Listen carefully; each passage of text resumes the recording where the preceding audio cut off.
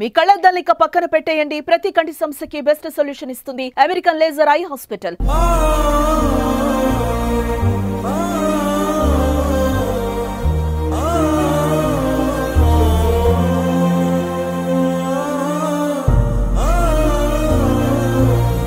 ఈ నెల మొదటి వారంలో విజయవాడ వరదలకి అతలాకుతలమైన కాలనీలు కావచ్చు, ఎన్నో ఇళ్ళు కావచ్చు, ఇంతవరకు పూర్తిగా కోలుకోని పరిస్థితి. ఎన్టీఆర్ జిల్లాకి సంబంధించిన జగ్గయ్యపేటలో భవదీప్ అనే బాలుడికి అంతు చిక్కని బ్యాక్టీరియా ఈ వరదల కారణంగా ఆ బ్యాక్టీరియా చేరడము, తనకి అనారోగ్యం రావడము, తద్వారా కాలు కూడా కోల్పోవడం జరిగింది. 12 ఏళ్ల భవదీప్ జీవితం అంతా చందనంగా మారిపోయింది. ఏం చేయాలో అంతు చిక్కని పరిస్థితుల్లో వాళ్ళ పేరెంట్స్ ఉన్నారు. ఆర్థిక సహాయం ప్రభుత్వం నుంచి అందింది అని ఒకవైపు సంతోషాన్ని వ్యక్తం చేసినప్పటికీ కూడా బాలుడికి ఆ బ్యాక్టీరియా వల్ల కుడికాలు సగాని వరకు తీసివేయడం అనేది నిజంగా బాధిస్తున్న పరిస్థితి. అసలు ఏం జరిగింది, ఈ అంతు చిక్కని బ్యాక్టీరియా ఎప్పుడు సోకిందని వీరికి తెలిసింది అనే పూర్తి వివరాలు భవదీప్ నాన్నగారైన నాగరాజు గారు మనతో ఉన్నారు. ప్రస్తుతం హాస్పిటల్లోనే భవదీప్ అడ్మిట్ అయి ఉన్నాడు. ట్రీట్మెంట్ జరుగుతూ ఉంది. 3-4 నెలల పాటు ఖచ్చితంగా ఈ ట్రీట్మెంట్ అనేది కంటిన్యూ అవ్వాల్సిందే అని డాక్టర్లు కూడా చెప్పారట. మరి వాళ్ళ నాన్నగారితో మనం మాట్లాడదాము, పూర్తి వివరాలు తెలుసుకుందాము.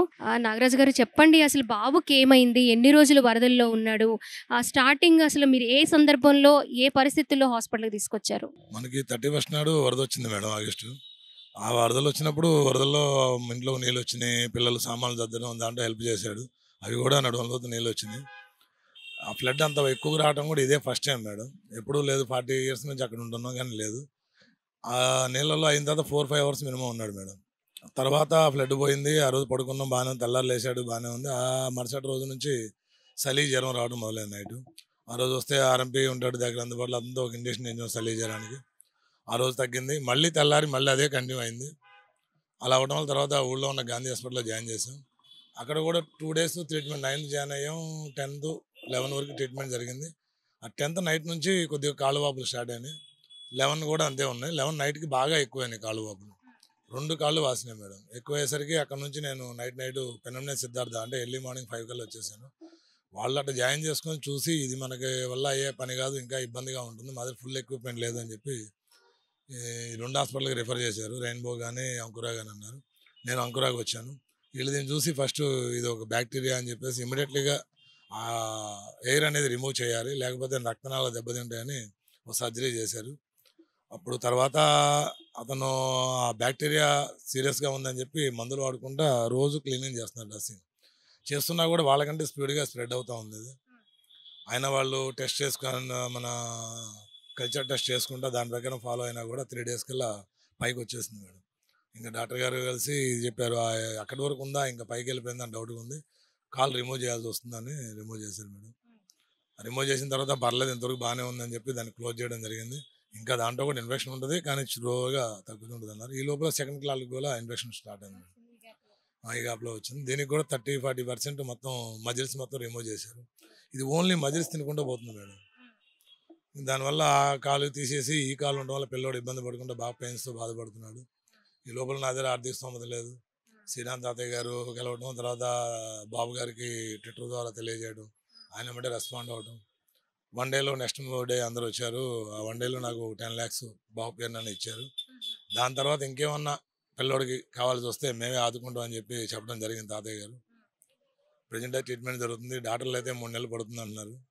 ఆ కాలు రేపు ఇప్పుడు వ్యాక్యూమ్ ద్వారా ట్రీట్మెంట్ జరుగుతుంది. రేపు మంగళవారం సోమవారం ఓపెన్ చేస్తారు.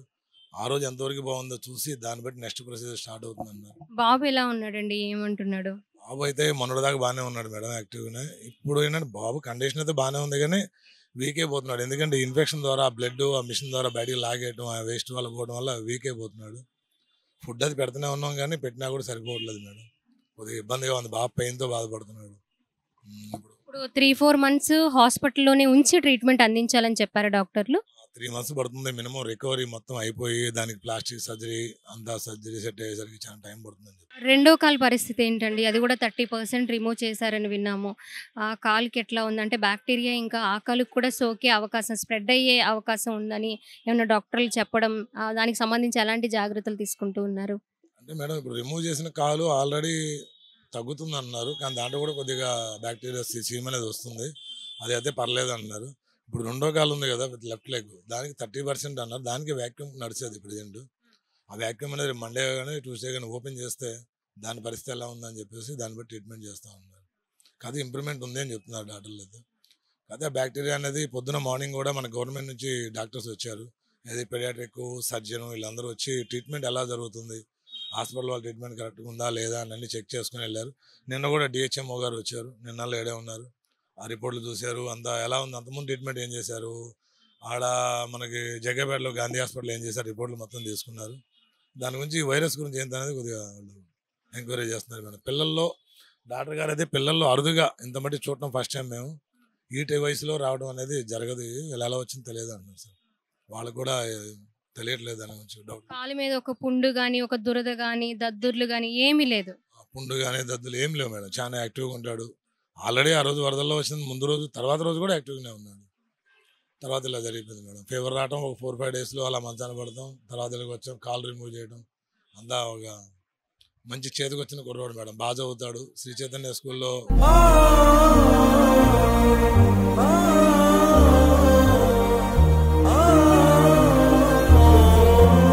కానీ అతను కాలు లేదని చెప్పడానికి 3 రోజులు పట్టింది మేడం.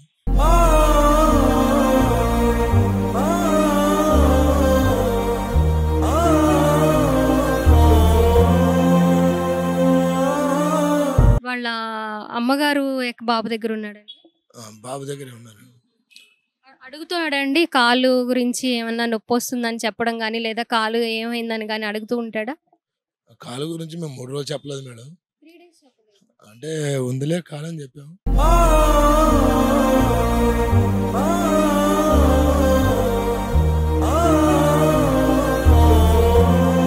కాలు అడిగితే దానికి మెనస్థీషియా ఇచ్చారు నాన్న, 2 డేస్ తర్వాత పనిచేస్తుందని చెప్పాం. అతను చెప్పలేక మేము సైకాటిస్ట్ని కూడా పిలిచాం. ఆమె కూడా చూసి వాడు చాలా పాజిటివ్గా ఉన్నాడు, ఎలా రియాక్ట్ అవుతాడో తెలియదు అని చెప్పేసి ఆమె కూడా వెళ్ళిపోయింది. తర్వాత పేరెంట్స్గా మీరే అంటే చిన్నగా మోటివేషన్ చేసుకుని వాడు ఏంటంటే ఈ పని వద్దు అంటే దాన్నే చేస్తాడు మేడం. దాని ప్రకారం కాలు వారి జాగ్రత్త చూసుకో, చూడమాక నాన్న అంటే వాడు అదే చూస్తున్నా అర్థం చేసి ఏడ్చాడు. వెళ్ళి చెప్పాను ఏంటన్నా డల్గా అంటే కాలు ఇలా లేదుగా డాడీ అని. లేదమ్మా తీసేశారు, బ్యాక్టీరియా వచ్చిందంటే చాలా బాధపడ్డాడు. తర్వాత కాలు రెడీ అవుతుంది, నీకు పెట్టేస్తారు, బైక్ సైకిల్ అన్ని తోలొచ్చమ్మా అంటే కొద్దిగా అలా ఉన్నాడు మేడం. ఇప్పుడు రెండో కాలం వేసరికి వాడికి. రెండో కాలు ఎక్కడ వరకు రిమూవ్ చేశారండి? కాలు రిమూవ్ చేయలేదు మేడం, మజిల్స్ మొత్తం మోకాల కింద మజిల్స్ మొత్తం తినేసిన వరకు తీసేశారు మేడం. దాంతోపాటు ఒక నరం కూడా తీసేయడం జరిగింది. ఇంకా దానికి పోకుండా అంతే ఉంటే చిన్నగా డెవలప్మెంట్ అనేది చూస్తాను. అయితే డెవలప్ అవుతుందని ఆశ డాక్టర్ గారు. నేను ఇప్పుడు ఈ నెలలో 10వ తారీఖు నుంచి ఇప్పుడు దాకా డ్యూటీకి వెళ్ళడం అనేది ఏమి లేదు మేడం. ఇప్పటి నుంచి ఇంకో 3 నెలలు 4 నెలలు పట్టిద్దో తెలియదు. మా పరిస్థితి బాగాలేదు. దీన్ని దృష్టిలో పెట్టుకొని ఎవరన్నా దాతలు పిల్లడికి ఏమన్నా సాయం చేయగలను అనుకుంటే చేయవలసిన కోరుతున్నాం. ఇప్పటివరకు కొంతమంది డొనేట్ చేశారు, ఆ ఖర్చు అలానే కొద్దిగా అందరూ సాయం చేయగలరని కోరుతున్నాం. ఓకే, సో చూసుకోవచ్చు 12 ఏళ్ల బాలుడు 7th క్లాస్ చదువుతూ ఉన్నాడు. ఏం మాట్లాడాలో కూడా అర్థం కాని పరిస్థితి. తన కాలు రిమూవ్ చేశారు అంటే ఆపరేషన్ చేసి తొలగించారు అన్న విషయం కూడా 3 డేస్ వరకు చెప్పలేదు వాళ్ళ పేరెంట్స్. 12 ఏళ్ల బాలుడు అందరితో పాటు ఆడుకుంటూ ఉంటాడు, తిరుగుతూ ఉంటాడు, స్కూల్కి వెళ్ళి సైకిల్ తొక్కుకుంటూ ఎన్నో ఉంటాయి. అవన్నీ ఒక్కసారిగా ఆగిపోయినాయి. జ్వరమే కదా, నాకు జ్వరంలోనే కాలు పోయేంత ప్రమాదం ఏముంది అని క్లియర్గా ఎక్స్ప్లెయిన్ చేస్తే అర్థం చేసుకునే వయసు కూడా కాదు. అలాంటి పరిస్థితుల్లో కేవలం వరద నీటి వల్ల ఒక వైరల్ ఫీవర్ ద్వారా వచ్చిన బ్యాక్టీరియా తన జీవితం మీద ఇంత గట్టి దెబ్బ కొడుతుందని ఎవరు ఊహించలేని పరిస్థితి. మరి నాన్నగారు నాన్నగారు బాధపడుతూ ఉంటే నిజంగా ఇంకా తల్లి వేదన ఎంత ఇదిగా ఉందో మనం చూడలేదు. బాబు దగ్గర ఆ తల్లి ఉండడం, షిఫ్ట్లు మార్నింగ్ నుంచి ఈవినింగ్ వరకు ఒకరు, నైట్ నుంచి మార్నింగ్ వరకు ఒకరు, అట్లా ఎవరు వెళ్ళడానికి లేకుండా కేవలం ఒక్కరిని మాత్రమే బాబు దగ్గర ఉంచి దాదాపు 3 నెలల పాటు ట్రీట్మెంట్ అందించాలి అని డాక్టర్లు చెప్పారు. ఇంకా కొంచెం సంతోషించదగ్గ విషయం ఏంటంటే రికవరీ అవుతుంది, త్వరగా ట్రీట్మెంట్కి యాక్సెప్ట్ చేస్తూ ఉన్నాడు, ఆ బ్యాక్టీరియా కూడా పూర్తిగా తగ్గుతూ వస్తుంది అని కూడా డాక్టర్లు చెప్పడం నిజంగా సంతోషించదగ్గ విషయము. అది ఒక్క కాలుతోనే అయిపోయింది. వెంటనే స్పందించి గవర్నమెంట్ కూడా వెంటనే వితిన్ 1 డేలో స్పందించి 10 లక్షల రూపాయల సాయం అంటే నిజంగా చాలా గ్రేట్ అని చెప్పాలి. అలాగే ఈ 3 నెలల ట్రీట్మెంట్కి కూడా మేమున్నామని భరోసా ఇచ్చింది.